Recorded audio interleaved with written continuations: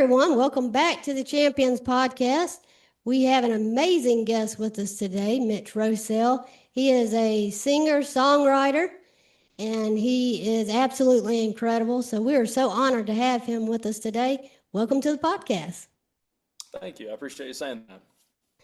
So, Mitch, I obviously have followed you for years. Actually, fun fact, even since you created YouTube videos, I started taking to your music back then.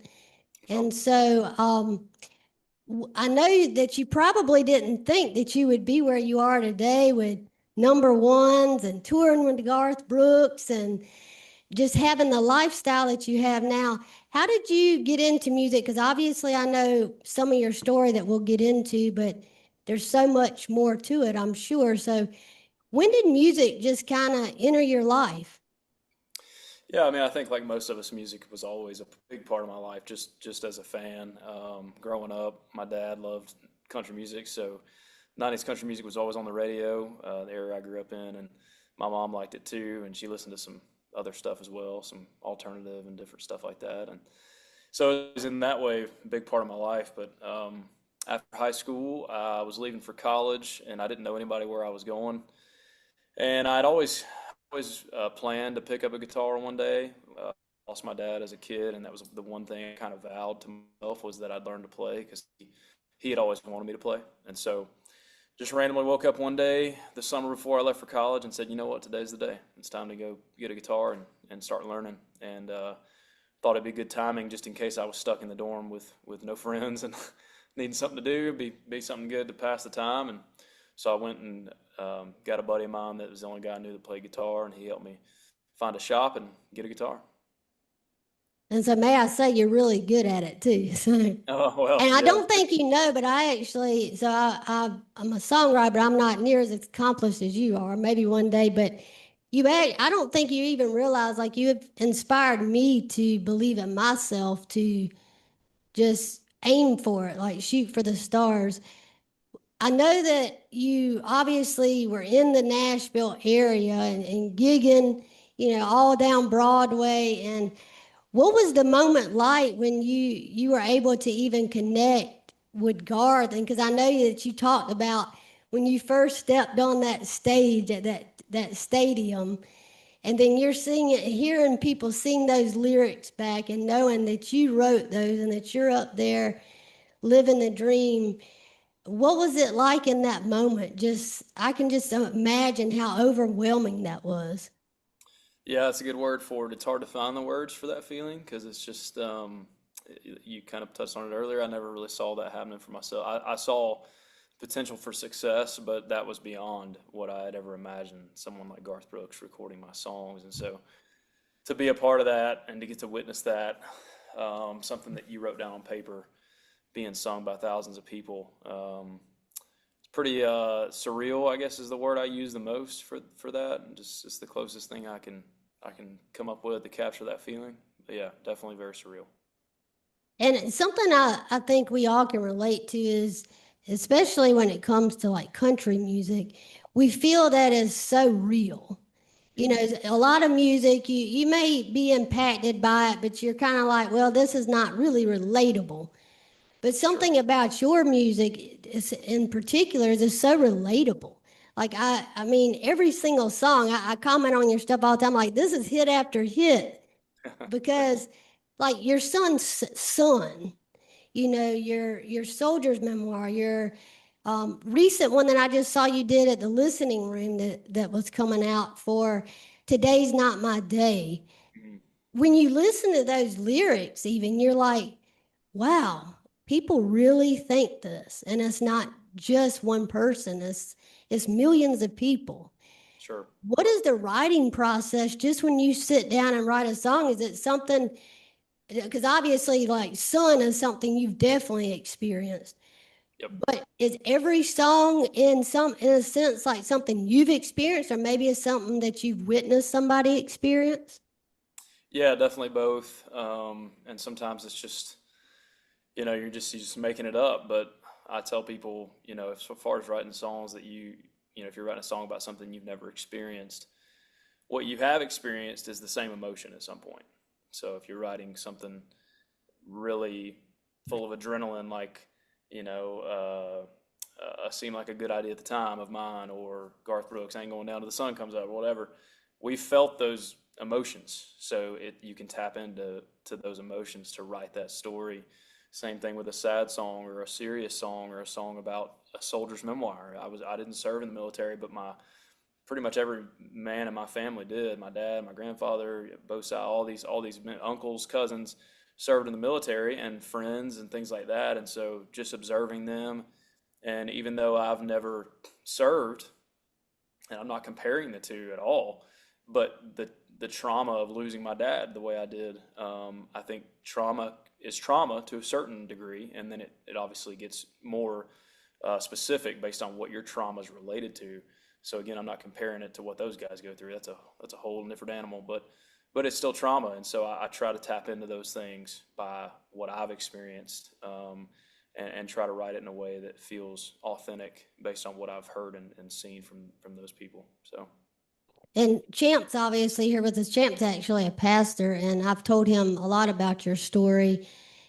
When you lost your dad, and specifically, did you find, because I assume you were always kind of a believer, but I can imagine just struggling so much in that time, especially at that age, and thinking, how could God take, my dad, and how do I go forward? Because you talk so openly about him. He was your best friend.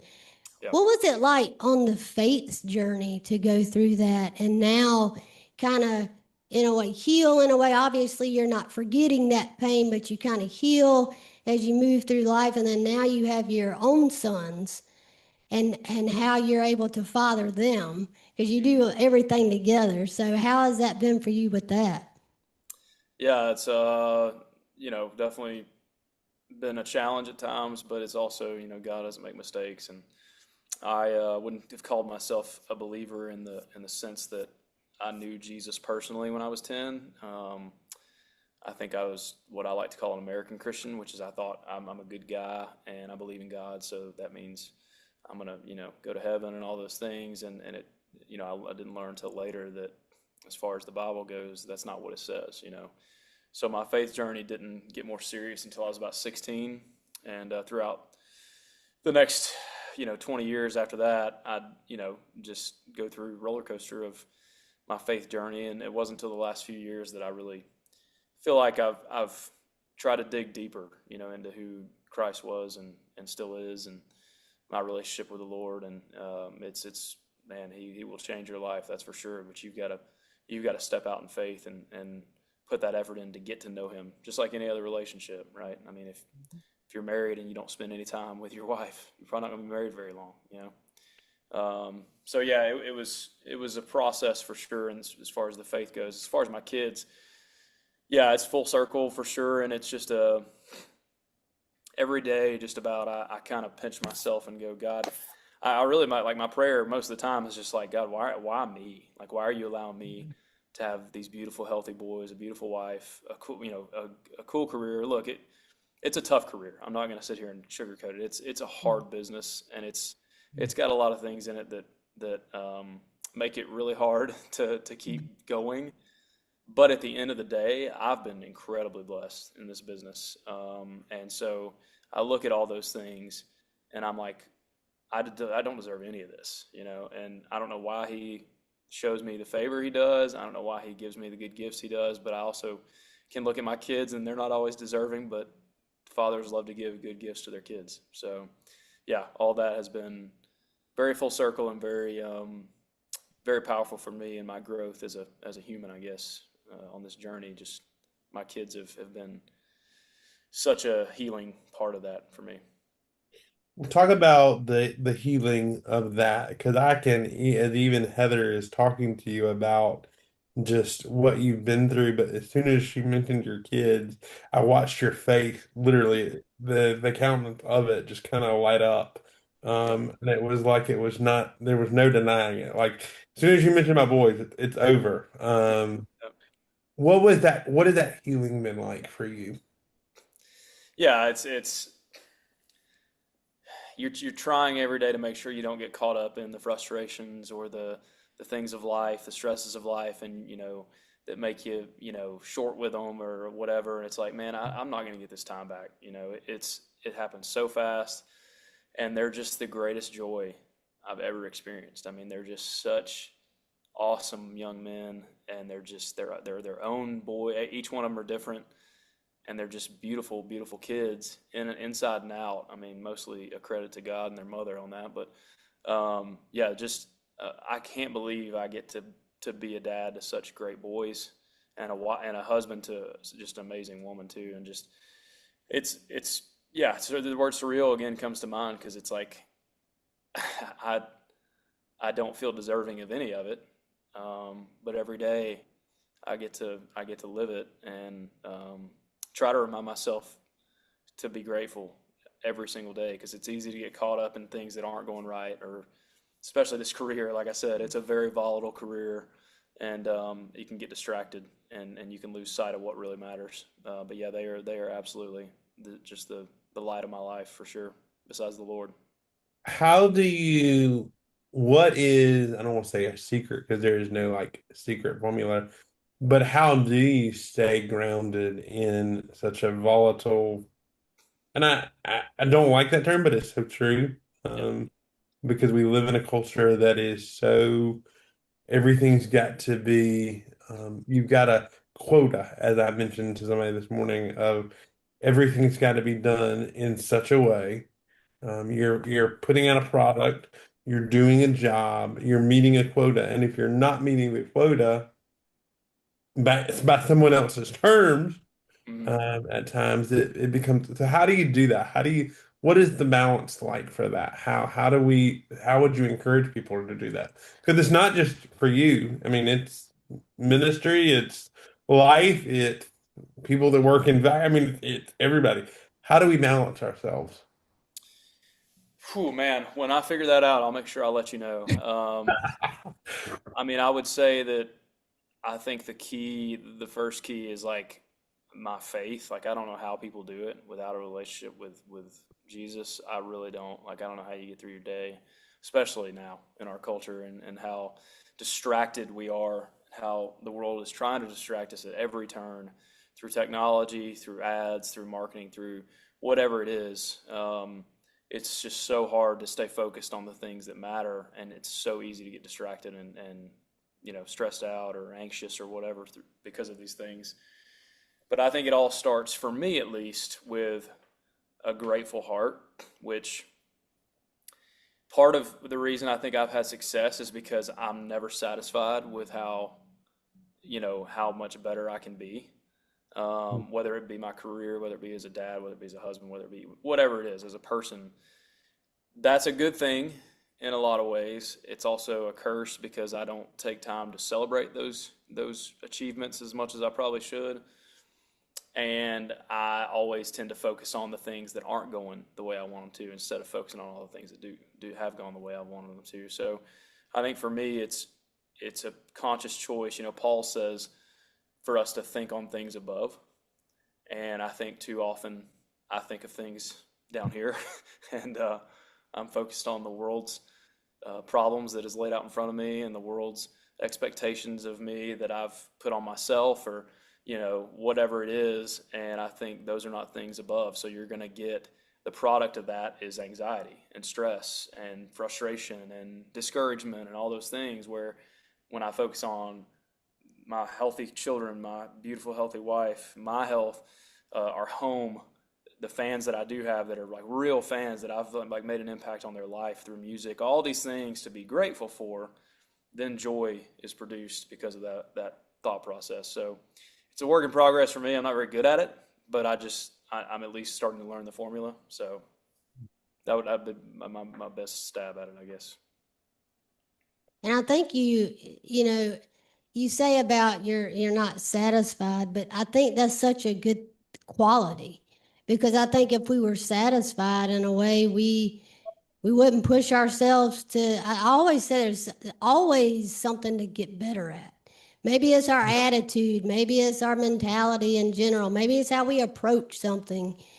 Maybe it's like you said, your music. Maybe it's writing a better song than you wrote the last one, or maybe it's learning a new lick on the guitar that you think is really cool. Whatever it is, there's always something to get better at. And what has it been like? Because I know you spend time with your boys. Do they know that dad, writes songs and does music and has toured? Because did they get to go see you while you were on tour? My oldest has a pretty good idea of and understands it. He got to see me a couple of times, like stadium tour, arena tour, but he was so young. I don't even know if he remembers. But yeah, I mean, the younger two definitely. I don't think they really fully get it, and they don't really go to shows. That's something I hope I get an opportunity to do a big show, whether it's my thing, whether Garth asked me to come do a show, whatever it is, where they're all, just old enough to remember it and see it, if nothing else, but just to show them you can do some amazing stuff if you just pursue it hard, work hard, and have faith, and make sure your prayers are, you're staying in prayer and letting the Lord lead you. But you can do some amazing stuff that you didn't even realize you were capable of. And that would be the biggest thing I would hope they would get out of it. But yeah, I don't think they're really super aware of what I do. And sometimes kids don't. They're just seeing you as dad. Yeah, And I want to talk about switch gears from the music because I know that you obviously like golf, but your oldest is pretty impressive. Like I've seen you talk about that. Do you think you see him as music, or are you thinking he's going to be a pro golfer? Because I think he's got potential there. yeah. Being a professional athlete is you know similar rarity to being a successful artist slash songwriter. So I'm not under any impression that he's going to do it for sure. But I definitely think the potential is there. I think he's got the talent to do it. I think it comes down to just like me or anybody else. How bad do you want it? So yeah, we'll see. It's been a blast. My middle son is really good at baseball, so that's been a blast just to watch him excel in something that I was good at too. And then my youngest may end up being the best athlete of all of them. So it's just been a blast. I mean, I was a sports kid. I love to play sports, and I was pretty decent at all of them. But it's been cool to watch them. You always, as a dad, I think the only person that you always hope is better than you is your kids, right? As far as anything, just better than you at life, better than you at sports, better than you at whatever. And I feel like I'm pretty blessed in that way. I think they might end up being even better than I was. So that's pretty cool. Champ, I know you have another question. No, I just hear this. What I hear from it is nothing but humility, but the work ethic has been there, and that whatever you set your mind to, if it's done in the right intention, if it's done with the right perspective, if it's done with the grit to do it, it can be done. And what would you say?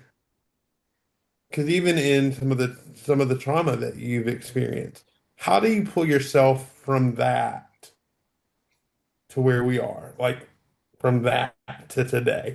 How do we do that? Because I know so many people, not just from the pastoral world of things, but like people in general struggle with this happened to me, so now I'm confined to where I was, not to where I can go. What would Yeah. you say to that? I tell people something similar to that all the time. I think that when trauma happens to you, especially like you lose someone, a parent or something at a young age or a younger age, I think there's two responses typically, and one of them is it defines everything in your life. So everything's an excuse because that happened to me. The trauma just becomes your identity. And then I think there's people who, just as unhealthy, probably kind of push it away and say, like, don't even talk about it. And for better or worse, I was more the second one. I just never really talked about it. And I still don't know that I know that I've got probably lasting effects from that trauma. I told my wife the other day, and this is really personal, but I don't know, the older I get, the more I feel like being honest about your flaws and your struggles, is a big part of God's purpose for your time here on earth, because if you can help somebody, then you've done a lot more than write a number one song. You know, you've actually, you know, impacted someone's life in a meaningful way and gave them hope.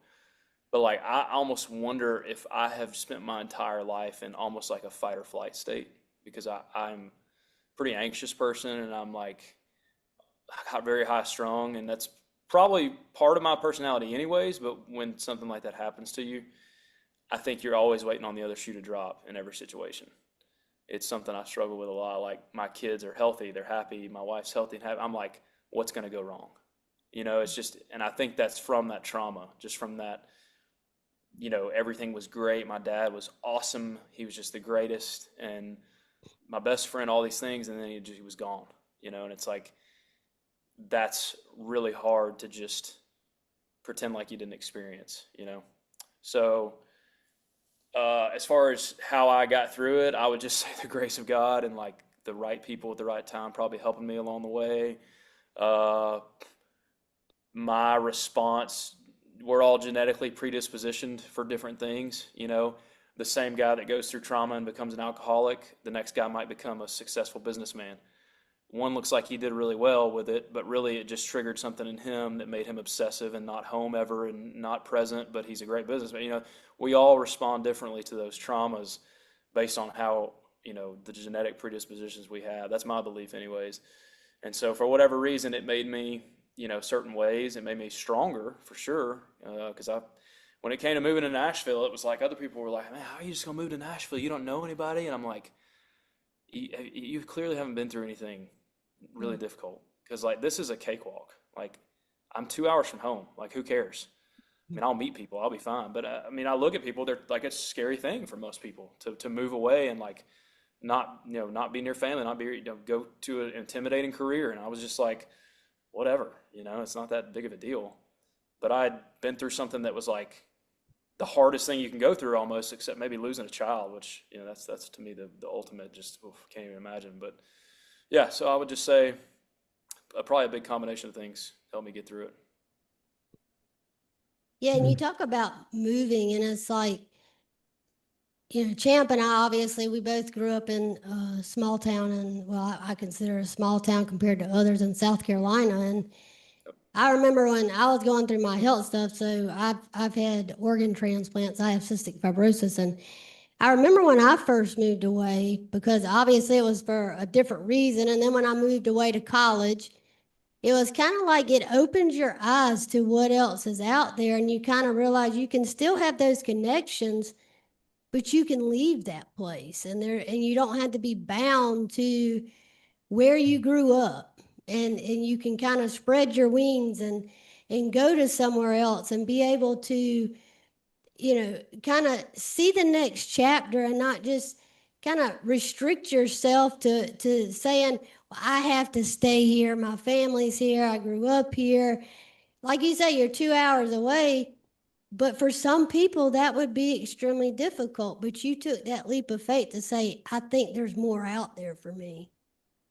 Yeah, for sure. And I know y'all agree there's nothing wrong with staying home. You know, I think some of us are called to be a, you know, to start a plumbing business in our I hometown. don't Like, think the three of us are, because I know. yeah, I'm just yeah. I kidding. mean, yeah, for sure. I mean, I definitely think some of us just have that restlessness where we just have to go, and you know, that was definitely me. But as I've gotten older, I've realized, you know, there's just as much value and just as much honor in, you know, staying home and settling down with the girl you dated in high school. You know, like that's a beautiful thing too. Having a job that you know what you got every week. You know, there's value being home every single week. Like, I'm in Las Vegas right now. I'm not with my family, and it's like, I'm grateful to be in Las Vegas because it's going to help me feed my family for the next month. But it also, it sucks, you know, being gone. So it's, everything's a trade-off, and everything comes with a price. You just got to figure out where your convictions are that you feel like God's placed on your heart, and go after something that makes you feel something as best you can. And I think that sometimes people too, like with what I do, I think it's easier for us to see how we might be making an impact. We still struggle with it, I promise you. But at least, we can look at it like, hey, this person, my song really like helped them big time. But for the plumber, or for the realtor, or for the, insert job here, it can be tough. Like, what am I really doing? Especially if you're a believer, what am I really doing for the kingdom of God? What am I? And I heard somebody say one time, he's like, look, if you're a shoemaker, the way you honor God is you make the best shoe you can make. And it's like, I think that's really true.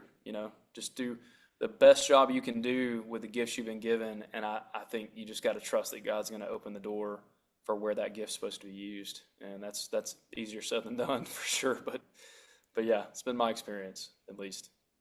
So, Mitch, you talk about we've gone from writing stuff to trauma to recovering from that to the openness of grace in all of that. And, we're getting ready to come upon Holy Week and Easter. And what does that look like for you as far as all of the things that you've been through, all of the experiences that you've had, good, bad, and different, work related? What is that life of resurrection? Because I mean, if you think about it, you've done that. You've gone from trauma to kind of a life that you have said several times over the course of this episode of pinching myself to believe, well, is this real? Or did I just, Mhm. make this up? How do you rationalize that? And what does Easter mean to you?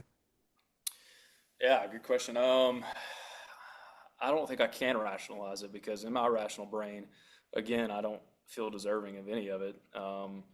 I don't think any of us deserve the good gifts we get, like we just don't.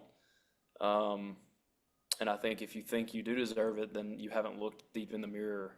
You've got a false sense of righteousness, and none of us are righteous people. And I've made so many mistakes in my life and done so many stupid things, hurt people, all the things, and I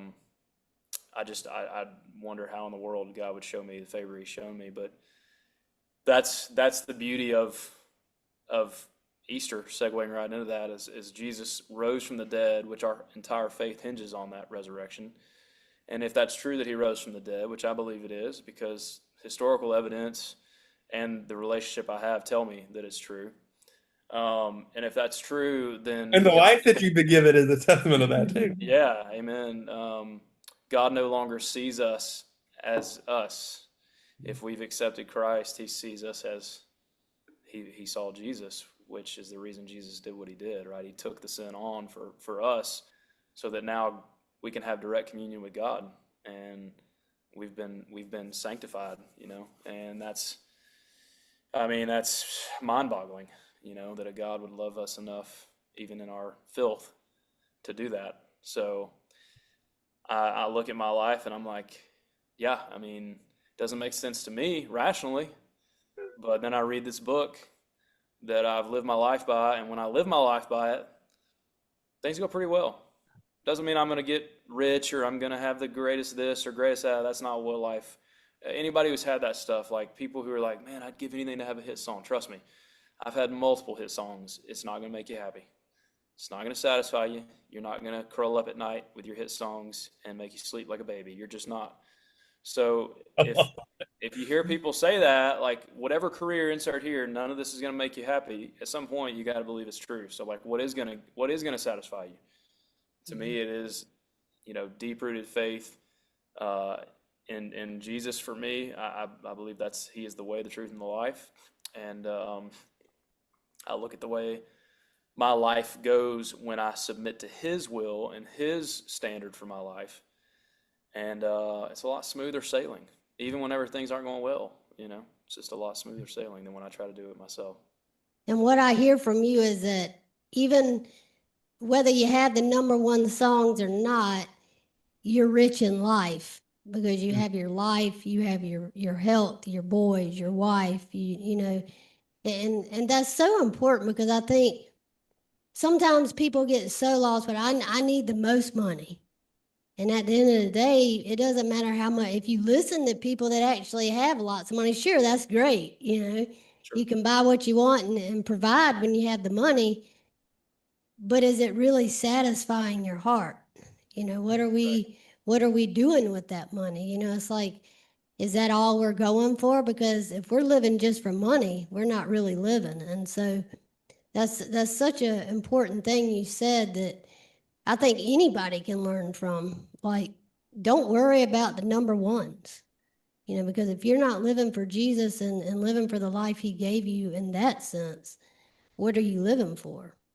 And so, A couple of well, two things. So first of all, what I sense and what I've learned from this is you are not an in your face kind of guy.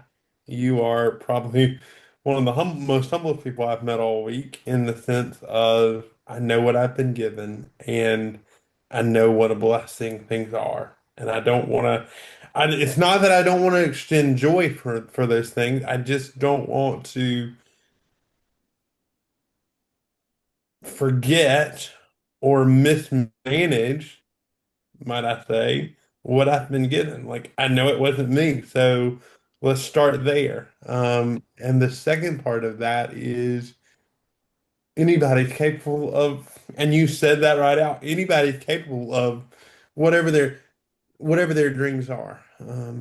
And I think the last thing that you said about the shoemaker, I mean, if whatever your giftings are, whatever your callings are, whatever your expectations are, do it so well that people can not only notice what you've done, but be aware of kind of like the product that you're presenting them.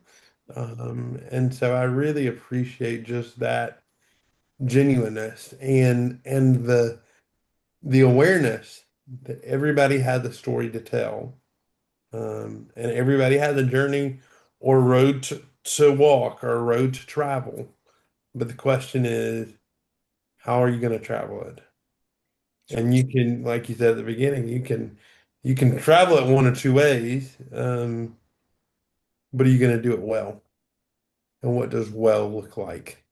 Um, Heather, I think I'm gonna ask this one for Mitch.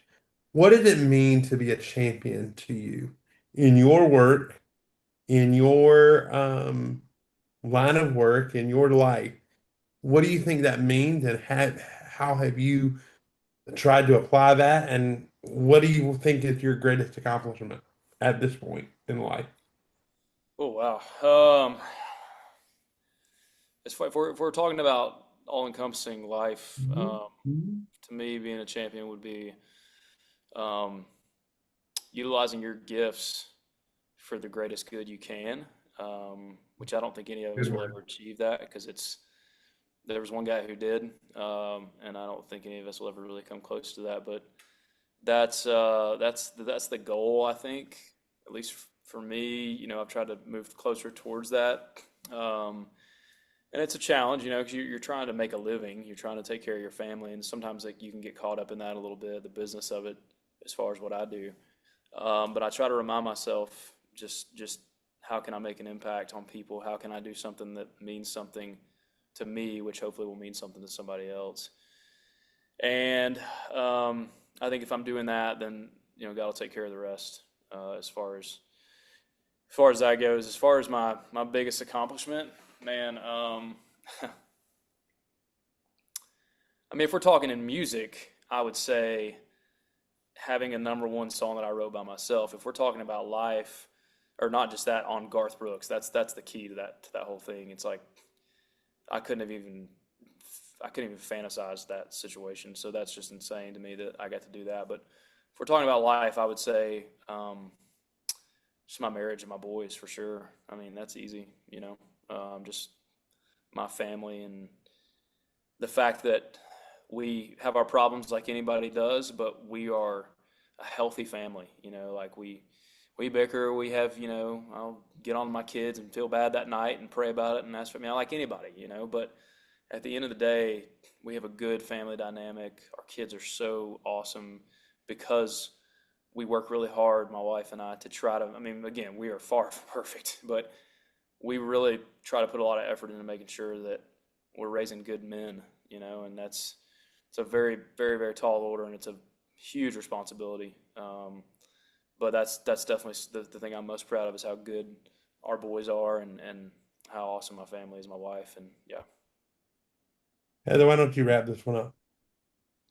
I want to ask if there's any song. Now, you say obviously your biggest accomplishment was probably writing for Garth in a way. Is there one song? Because I know you've written song after song after song. Is there one that just kind of sticks out in your mind that says that's probably my favorite one I've written so far? Do you have one, or is there multiple? Yeah, it'd be tough to choose one. I think on paper, I'd probably just have to go with Sun, just because it's just such a once in a lifetime song to be given, and I think it's written about as well as I could ever imagine it being written. Um, that's a credit to my co-writer, Dave Turnbull, and that's a credit to just God giving us a great pen that day.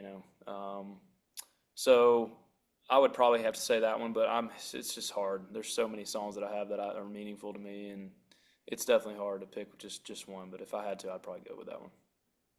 And so everybody else can check out your incredible music. I want you to make sure you drop now exactly where all they can find you because you know I already follow you. And I got every song you got on my playlist. So I love it. where all do you get, like, where can they follow you? Where can they go to get your music and see you when you're, gigging out there and doing shows? Where can they find you?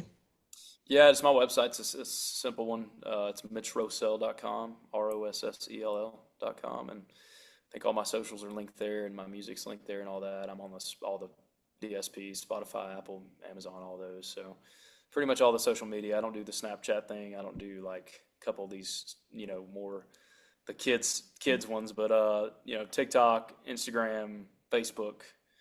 I'm on X, but I don't hardly ever get on there. So Yeah.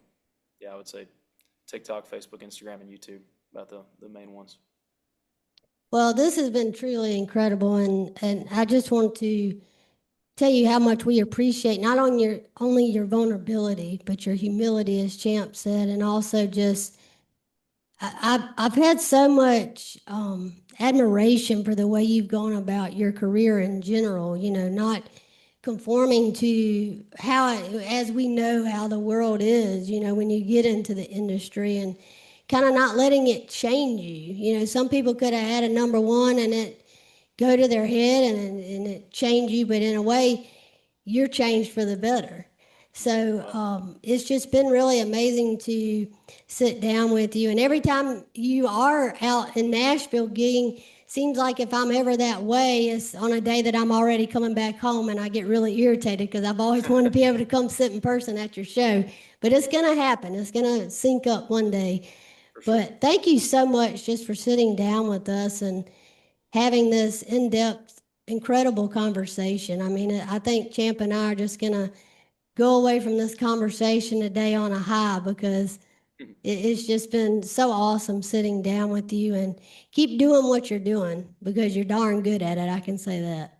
I Thank can, you. I can, it shows, and I think Heather hit the nail on the head when she said, you weren't, like I said, you were never my faith, and I was hoping for that because I'm like, this guy's written a number one, like he should be, oh, on cloud, and not that you're not, but it's just like that humility, and that humility in your presence, I think is an incredible gift and just an incredible testimony of how we all should be as we grow in our craft, because that's what songwriting is, right? It's a craft, For um, sure. and then our gifts and our graces. So thank you so much for joining us, and we hope that you enjoyed today's episode with Mitch. We look forward to seeing you back next week for the next installment of the Champions Podcast. God bless. God bless.